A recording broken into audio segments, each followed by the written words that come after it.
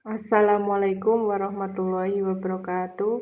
Pada kesempatan kali ini, saya akan membahas mengenai perjanjian internasional dan juga mengenai perwakilan diplomatik. Untuk itu, kita simak slide yang berikutnya. Yang pertama, kita kenal dulu pengertian perjanjian internasional.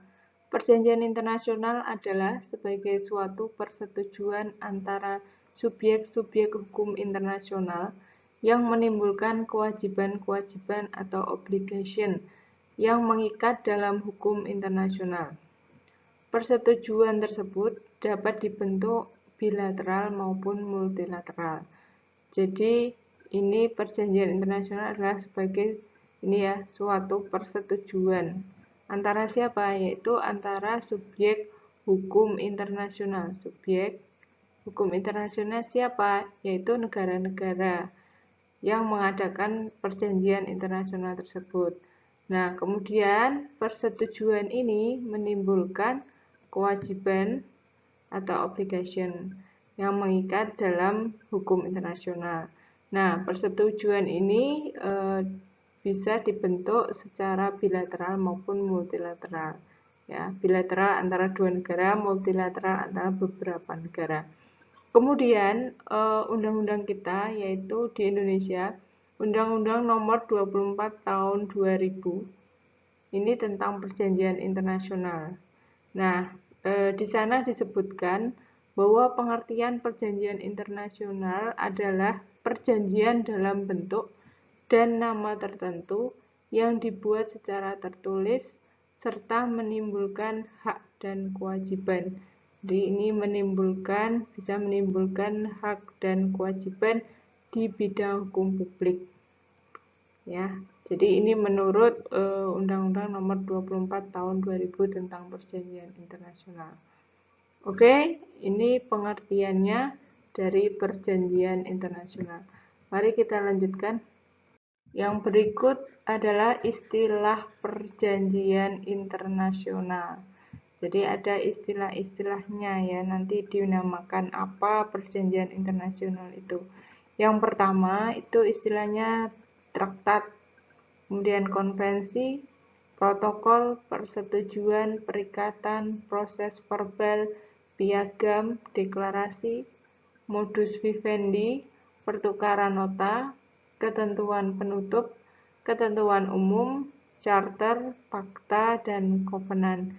Jadi ini banyak sekali istilah-istilah dari perjanjian internasional itu sendiri. Namun kalian tidak perlu di sini secara detail. Boleh kalian membaca, nanti silahkan kalian cari-cari. Nah, ini traktat itu apa ya? Ini hanya istilahnya dari perjanjian internasional. Jadi nanti kalau mau dibaca lebih detail, bisa dibaca sendiri. Oke, selanjutnya kita lanjutkan. Nah, ini adalah tahapan dari perjanjian internasional. Tahapannya apa saja? Yang pertama adalah perundingan atau negotiation. Perundingan ialah perjanjian tahap pertama. Jadi ini tahap pertama dalam proses pembuatan perjanjian internasional yang sebelumnya diadakannya perjanjian. Kedua belah pihak terlebih dahulu mengadakan penjajakan atau pembicaraan pendahuluan.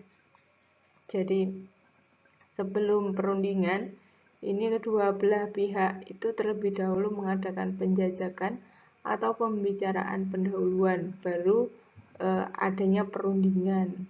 Kemudian yang kedua adalah penandatanganan atau signature. Dalam tahap kedua, pembuatan perjanjian internasional adalah penandatanganan. Sebelum tahap ini dilakukan oleh para menteri luar negeri atau Menlu atau kepala pemerintahan dalam perjanjian multilateral. Penandatanganan dapat dilakukan oleh peserta perjanjian internasional yang apabila disetujui oleh 2/3 peserta yang hadir, kecuali ketentuan lain dalam perundingan tersebut. Jadi intinya penandatangan ini atau signature ini itu adalah tahap kedua dari setelah adanya perundingan. Nah, perjanjian internasional ini ditandatangani oleh peserta perjanjian internasional. Nah, ini bisa dilakukan oleh Menlu ya, atau kepala pemerintahan. Kemudian yang ketiga adalah pengesahan atau ratification. Nah, tahap ketiga dalam pembuatan perjanjian internasional ialah pengesahan atau ratifikasi, yang tahap penandatanganan atas perjanjian hanya bersifat sementara dan masih harus dikuatkan dengan pengesahan atau penguatan. Jadi intinya setelah ditandatangani ini itu disahkan ya atau diratifikasi. Jadi ini tahap ketiga. Nah, setelah penandatangan itu masih bersifat sementara. Nah, setelah disahkan ini akan lebih kuat gitu. Dari perjanjiannya itu lebih kuat setelah adanya pengesahan gitu. Kemudian manfaat perjanjian internasional. Jadi perjanjian internasional ini manfaatnya bagi negara-negara yang mengikuti perjanjian internasional itu bagaimana? Yang pertama, negara-negara akan mempunyai tujuan sama dengan penerapan pola atau sistem yang mulai disesuaikan. Jadi setelah mengadakan suatu perjanjian kesepakatan, nah ini kan negara-negara akan punya tujuan yang sama. Nah, kemudian ini tujuan yang sama ini akan dilaksanakan tentunya untuk kebaikan para pihak yang mengikuti perjanjian internasional. Kemudian diharapkan dengan semakin banyaknya kerjasama internasional, maka perselisihan dapat diminimalisir. Jadi dengan adanya perjanjian, semakin banyaknya perjanjian yang diikuti, maka kita akan sering mengadakan hubungan baik ya. Kemudian ini menimbulkan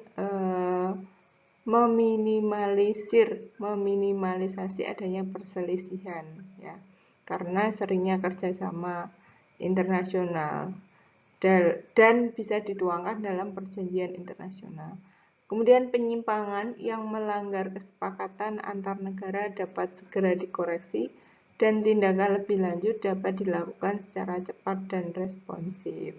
Jadi kalau terjadi suatu penyimpangan, pelanggaran atas kesepakatan akan segera bisa diselesaikan dengan cepat. Kemudian pembentukan koalisi keamanan untuk kedamaian dan ketertiban dunia demi terciptanya kondusivitas di penjuru dunia. Jadi untuk membentuk ini koalisi keamanan, intinya untuk menciptakan keamanan di dunia. Kemudian yang terakhir adalah saling membantu dalam masalah krisis ekonomi, sehingga membangkitkan simpati antar negara untuk menghadapi dan membantu masalah ekonomi di negara lain. Jadi ketika ada negara yang mengalami krisis ekonomi, maka akan bisa saling membantu dalam mengatasi masalah tersebut. Gitu, itu diantara beberapa manfaat perjanjian internasional. Mungkin masih ada yang lain, nanti bisa kalian cari sendiri ya. Nah, yang kedua kita akan bahas mengenai perwakilan diplomatik. Untuk itu kita lihat slide selanjutnya. Yang pertama, Korps Perwakilan Diplomatik itu apa? Korps Perwakilan Diplomatik adalah badan kolektif diplomat asing yang diakreditasi untuk negara atau badan tertentu. Atau dengan kata lain, sebuah organisasi yang terdiri dari semua misi diplomatik dari anggota setiap penduduk negara di suatu negara. Tidak ada kualifikasi khusus atau tugas di bawah hukum internasional. Jadi ini perwakilan diplomatik itu adalah badan kolektif diplomat yang intinya adalah ditempatkan di negara lain gitu, mewakili negaranya gitu. Nah, tingkatan dari perwakilan diplomatik itu ada 5. Yang pertama, duta besar berkuasa penuh atau dinamakan ambasador. Ini disebut perwakilan tertinggi dalam perwakilan diplomatik yang memiliki kekuasaan penuh dan luar biasa. Jadi karena di sini duta besar berkuasa penuh ya, jadi memiliki kekuasaan yang penuh dan luar biasa. Dan tingkatannya adalah tingkatan yang tertinggi tadi ya. Kemudian yang kedua, duta atau gerzan. Itu apa? Yaitu wakil diplomatik yang pangkatnya lebih rendah dari duta besar. Jadi ini perwakilan sama, perwakilan diplomatik, hanya ini pangkatnya lebih rendah dari duta besar. Kemudian Menteri Residen hanya mengurus urusan negara dan tidak berhak mengadakan pertemuan dengan kepala negara tempatnya bertugas. Jadi kalau Menteri Residen ini hanya mengurus urusan negara, kemudian tidak berhak atas ini ya pertemuan dengan kepala negara. Jadi hanya mengurusi urusan negara saja. Kemudian kuasa usaha atau charge d'affaires. Kuasa usaha yang tidak diperbantukan kepada kepala negara. Jadi ini kuasa usaha ini istilahnya ini menggantikan nanti. Jadi menggantikan jika duta besar kuasa penuh ini tidak bisa melaksanakan tugasnya, maka kuasa usaha ini membantu ya karena dia punya kuasa ya. Kemudian atase ada 2, yaitu atase pertahanan memberi nasihat di bidang militer ya karena ini pertahanan. Kemudian ada atase teknis, ini tentang perdagangan, perindustrian dan bidang lain, membuat paspor dan pencatatan sipil. Itu tingkatan perwakilan diplomatik. Nah, yang kedua adalah korps konsuler. Korps konsuler adalah perwakilan di luar negeri yang bertugas dalam membina hubungan non-politik dengan negara lain yang mempunyai wilayah kerja tertentu dalam wilayah negara penerima. Jadi ini yang perlu digarisbawahi adalah non-politik ya. Jadi bedanya dengan korps diplomatik, itu kalau diplomatik tadi di bidang politik ya. Kalau ini adalah non-politik.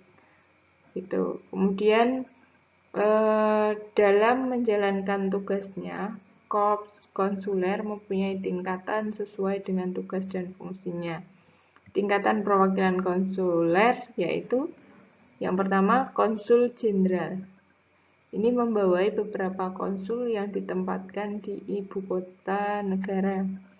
Jadi ini paling tinggi juga konsul jenderal, membawai beberapa konsul. Nah, yang kedua, konsul dan wakil konsul. Ini mengepalai suatu kekonsulan yang kadang-kadang diperbantukan kepada konsul jenderal.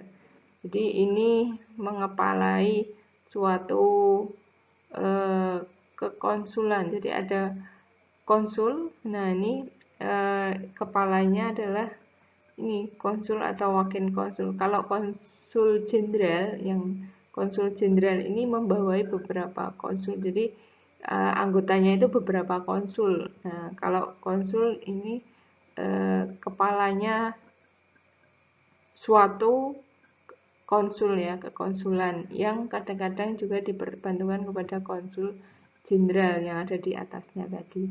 Kemudian agen konsul ini diangkat oleh konsul jenderal untuk mengurus hal-hal yang bersifat terbatas dan berhubungan dengan kekonsulan. Jadi ini intinya ada tugas ya yang dijalankan oleh agen konsul untuk mengurus hal-hal yang ini ya, yang terbatas, yang dibatasi gitu apa tugasnya itu. Nah, ini diangkat oleh konsul jenderal ya, oleh tadi yang paling tinggi yaitu konsul jenderal. Oke. Sekarang fungsi perwakilan diplomatik dan konsuler ya. Yang pertama, representasi, mewakili negara pengirim di dalam negara penerima. Kemudian 2, proteksi, melindungi kepentingan nasional negara dan warga negara yang berada di dalam wilayah kerjanya. Kemudian observasi, melaksanakan pengamatan, penilaian, dan pelaporan. Yang keempat, negosiasi, yaitu mengadakan persetujuan dengan pemerintah dari negara-negara penerima. Dan yang kelima adalah relasi, memelihara hubungan persahabatan antar negara pengirim dan negara penerima. Jadi ini fungsinya adalah representasi, kemudian proteksi, representasi dari negaranya yang mengirimkan, kemudian proteksi, melindungi, kemudian observasi, tadi pengamatan, kemudian negosiasi, ini mengadakan persetujuan, kemudian relasi, ini hubungan persahabatan. Jadi, nah ini yang terakhir, perbedaan perwakilan diplomatik dan konsuler. Korps diplomatik itu memelihara kepentingan negaranya dengan memelihara hubungan pejabat-pejabat pusat. Sedangkan kalau korps konsuler ini memelihara kepentingan negaranya dengan melaksanakan hubungan dengan pejabat-pejabat tingkat daerah. Jadi bedanya adalah kalau diplomatik ini hubungannya dengan pejabat pusat. Kalau konsuler ini hubungannya dengan pejabat tingkat daerah. Yang kedua, kalau diplomatik ini berhak mengadakan hubungan yang bersifat politik. Sedangkan kalau konsuler ini berhak mengadakan hubungan yang bersifat non-politik. Jadi ini bedanya, kalau diplomatik ini bersifat politik, kalau konsuler ini bersifat non-politik. Terima kasih, demikian tadi materi dari saya tentang perjanjian internasional dan juga perwakilan diplomatik. Semoga bermanfaat. Wassalamualaikum warahmatullahi wabarakatuh.